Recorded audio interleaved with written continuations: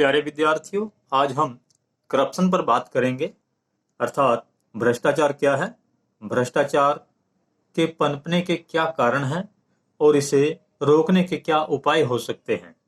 भ्रष्टाचार एक सामाजिक बुराई है जो कि प्राचीन समय से ही समाज में पनप रही है, लेकिन आधुनिक समय में यह बुराई अति तीव्र गति से फैलने लगी है। अर्थात आधुनिक सभ्य समाज में यह भ्रष्टाचार रूपी बुराई अधिक मात्रा में देखने को मिलती है, क्योंकि आज का सामाजिक जीवन इतना जटिल हो गया है कि दिन प्रतिदिन टैक्स चोरी, गैर कानूनी व्यापार, मिलावट, चोर बाजारी, रिश्वतखोरी इत्यादि के रूप में भ्रष्टाचार पनपने लगा है।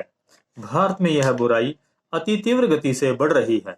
इस भ्रष्टाचार की एक उचित परिभाषा देना कठिन है, परंतु फिर भी इलियट व मेरिल ने इसे परिभाषा में बांधने का प्रयास किया है। इलियट व मेरिल के अनुसार किसी प्रत्यक्ष या अप्रत्यक्ष लाभ को प्राप्त करने के लिए जानबूझकर कर्तव्यों का पालन न करना भ्रष्टाचार कहलाता है। अर्थात जब व्यक्ति के अधिकार और कर्तव्य निश्चित किए जाते हैं, उस अवस्था में व्यक्ति अपने अधिकारों का अनुचित प्रयोग करते हुए अपने कर्तव्यों का पालन नहीं करता, यही भ्रष्टाचार कहलाता है। अब हम बात करते हैं भ्रष्टाचार के कारणों पर। पहला कारण है निजी स्वार्थों को महत्व देना। प्रत्येक व्यक्ति आज भौतिकवाद की दौड़ में निजी स्वार्थों की पूर्ति को अधिक महत्व देने लगा है। अर्थात वह अपने स्वार्थों को उचित ढंग से पूरा करने लगा है। अर्थात अपने स्वार्थों की उचित या अनुचित ढंग से पूर्ति करना चाहता है। नंबर 2, भोग विलास के साधनों को महत्व देना। प्रत्येक व्यक्ति आधुनिक जीवन शैली के अनुरूप अपना जीवन यापन करना चाहता है, जिसके अंतर्गत वह अपने भोग विलास के साधनों को जुटाने में अनुचित ढंग से धन बटोरने का प्रयास करता है। नंबर 3, अत्यधिक प्रतिस्पर्धा का होना।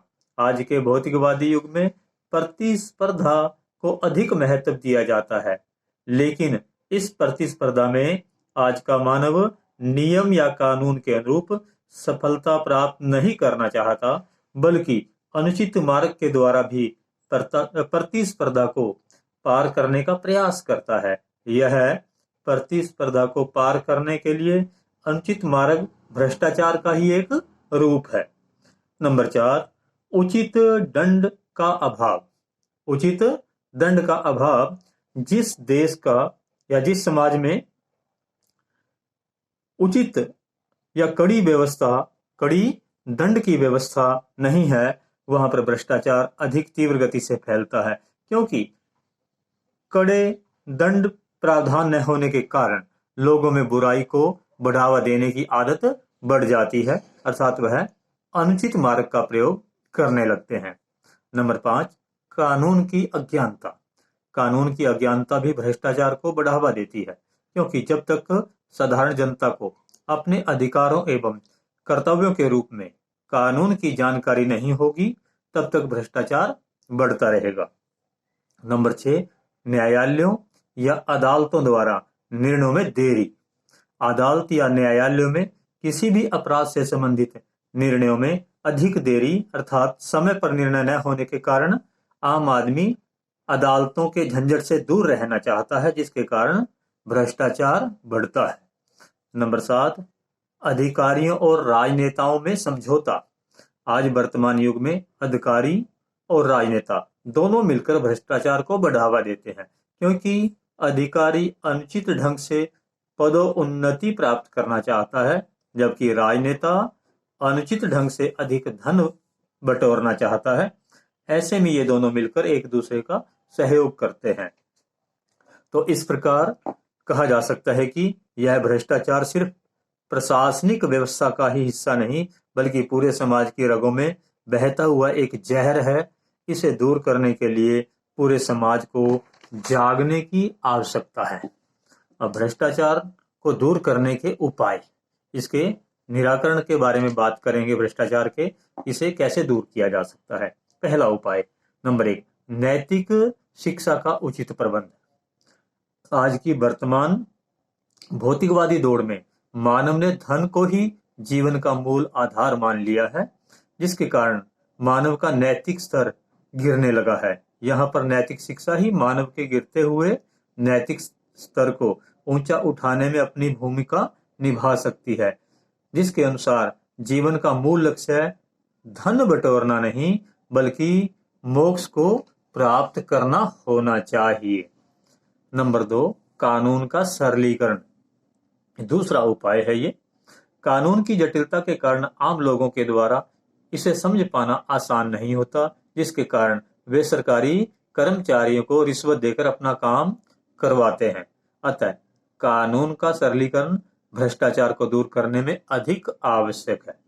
नंबर 3, अदालतों में शीघ्र निर्णय की व्यवस्था। अदालत न्याय करने में एक संस्था है।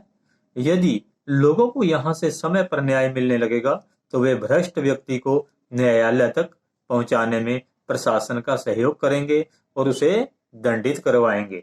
नंबर 4, उचित दंड की व्यवस्था।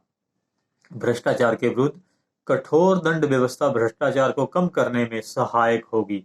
ऐसी दंड व्यवस्था अमीर और गरीब सभी पर समान रूप से लागू होनी चाहिए, क्योंकि उच्च पदों पर बैठे हुए भ्रष्ट व्यक्ति धन और पद के प्रभाव के कारण छूट जाते हैं। अतः दंड व्यवस्था के अंतर्गत भ्रष्ट व्यक्ति छूटना नहीं चाहिए। नंबर 5, भ्रष्ट लोगों के चुनाव पर रोक। वास्तव में भ्रष्टाचार भ्रष्ट राजनीतिज्ञों के प्रोत्साहन के बिना जीवित नहीं रह सकता। अतः भ्रष्ट लोगों के चुनाव पर रोक भ्रष्टाचार के निवारण के लिए अति आवश्यक है। नंबर 6, भ्रष्ट लोगों के नाम सार्वजनिक करना। समाचार पत्रों और दूरदर्शन इत्यादि के माध्यम से भ्रष्ट लोगों के नामों को सार्वजनिक करने पर भी भ्रष्टाचार को कम किया जा सकता है। तो इस प्रकार निष्कर्ष रूप में कहा जा सकता है कि समाज में व्याप्त सामाजिक एवं आर्थिक असमानताओं को दूर करके ही भ्रष्टाचार को समाप्त किया जा सकता है। धन्यवाद।